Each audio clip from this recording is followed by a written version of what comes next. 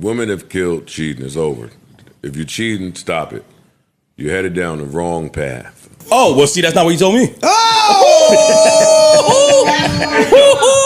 All right. Yo, you don't even know, and again, this is old behavior, but you don't even know that you should have had the lube with you. Dumbass. Until you get in this private champagne room that you paid extra for with the bitch you've been tipping all night, and she batted, and now it's just your dry hand. Joe, you used to go throw money on my ex every Wednesday.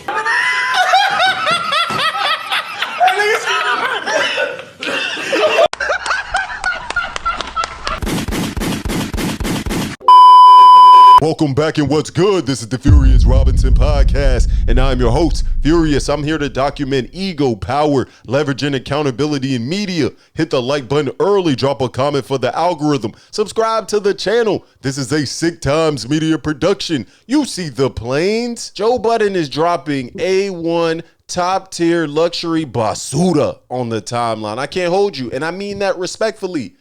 This is the equivalent of DoorDash to me. You pay for priority delivery. You trying to get the express order.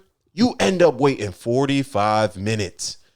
And then when your food finally gets dropped off, you realize the driver done bit your burger. Now, you still got your food, but something feels off. That's the Joe Budden Podcast right now. This Sade and Emanny moment, it's not even about cheating, even though Joe is one to frequent the strip club, and we'll get into that, so please stick around. It's about the discipline of podcasting slipping in real time. Sign me up. Are you kidding me? I bring my own ones to the strip club. That's crazy. I come in there with my own bag because or bags sometimes. Just to wake it up for context, here's what happened. Emanny decided to essentially insinuate that Joe was a cheater. Now, I'm not sure this is the best time to do that while his girlfriend and longtime partner sits off camera, but she heard the interaction and decided to chime in. Now, as she's chiming in, going back and forth with Emanny, Joe is muted up, straight silence. You could hear a pin drop. And this is where the clip goes viral.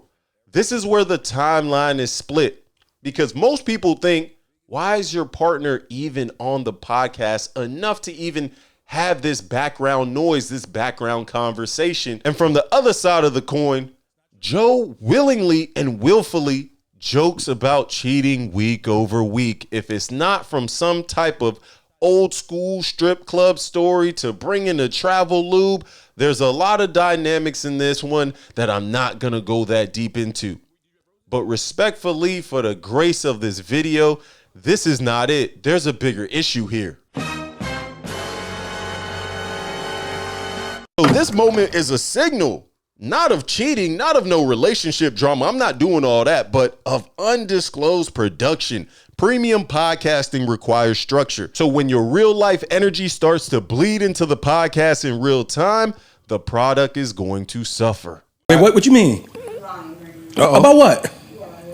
About what? Clear out. Be like, hey, look, I'm gonna shoot back. Cause remember that's coming to one in the one. And you're gonna come. All right, y'all saw say it. So you do that, and you be referring to times when I'm talking about that little monkey. I thought y'all was outside single. Don't get on this mic line. No, we was outside single. Respectfully, this is amateur hour. If you don't have a microphone and you're not on camera, let's just mute up when it comes to the content. Because this ain't no family cookout. This ain't the Thanksgiving dinner.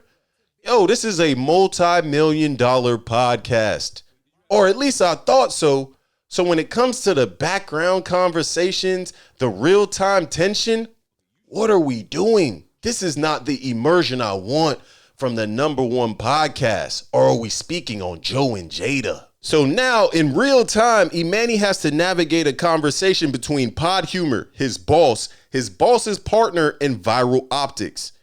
That's a messy situation. In Joe's case, you got to play it smart. Now, you either have to recreate Pod Wives and give her a place to land, give her a mic and structure on the podcast, or keep it off camera. But once you blur the lines, Now we just creating chaos in the algorithm to see what sticks, and now you got a nasty situation on the timeline. Oh, well, see, that's not what you told me. All right. Yo. You can't build the narratives and then be mad at the narratives. I'm not calling Joe Budden a cheater, but when you brand yourself for 900 plus episodes as I was outside, the travel lube warrior, the strip club demon, come on now. The only reason why I really know about Tatted Up Holly is because of Joe Budden. Because if someone makes a cheating joke, the audience is going to connect the dots. That's not an accusation. That's pattern recognition, brother. If I see a guy walk into a store with a ski mask and a gun, I'm assuming he's not delivering the mail. Cheating shit, unfaithful shit. All that cheating shit. What's the point of me? Especially after a certain age, put it to rest. What it really says about you is that you lack discipline. Yep. You lack maturity. Yep. That's right. You're lacking in certain areas. Exactly. You can't monetize reckless storytelling and then act shocked when the narrative circles back. The narrative is now spinning the block. You didn't train your audience to think this way. You built the fire. How you blaming the smoke? And the uncomfortable truth in all of this, Joe Budden has now created an environment in a space where people have to now navigate relationship politics. Even Joe himself has to morph his own style of potting to appease to the people off camera. We know who these people are.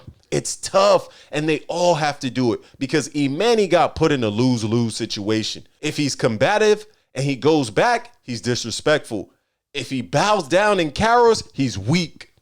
If he starts to laugh and chuckle, he look messy. At the end of the day, this is all a nasty dynamic to have to work in, but it's the dynamic that Joe created in real time. But when this topic arises, when his shorty is off camera checking Emanny in real time, he's muted up. So when the audience and fans start to wake it up, saying things like, why does it feel different when she's there?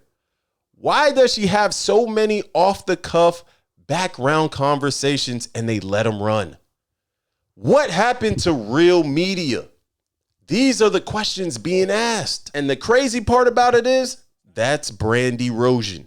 Not because of her, but because of the structure. You don't let real life energy hijack the show's rhythm. You manage it. No, that's not true. It's not true. Stop talking back. It's not true. We can't hear you, baby, because you don't have a microphone. Well, Sade said that I showed up to spots with roses to give out your chicks with Joe. To bitches. That's a That's lie. what she said. That's a lie. What happened is... Wait, did you have roses? For bitches. No, or was they he for didn't Joe? show up. I want to know which part's not true. Joe wasn't even there. Okay, you showed up to the table solo with roses again. Joe wasn't even there when this happened. As I gracefully land the plane, this isn't about Joe Budden's long-term partner. She has every right to defend her relationship. This isn't about calling Joe anything. I don't think he's a cheater. It's about the discipline. The Joe Budden podcast used to feel like controlled chaos.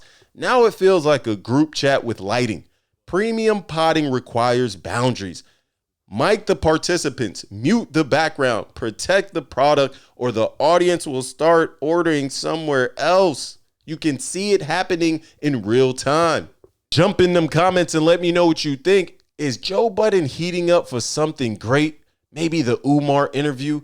Maybe something is coming. I'm not sure. He spoke to a Neil deGrasse Tyson episode. He made the call. I guess Neil deGrasse never got back. Hit the like button for the algorithm. Subscribe to the channel. This is the Furious Robinson Podcast, a Sick Times Media production. Stay dangerous.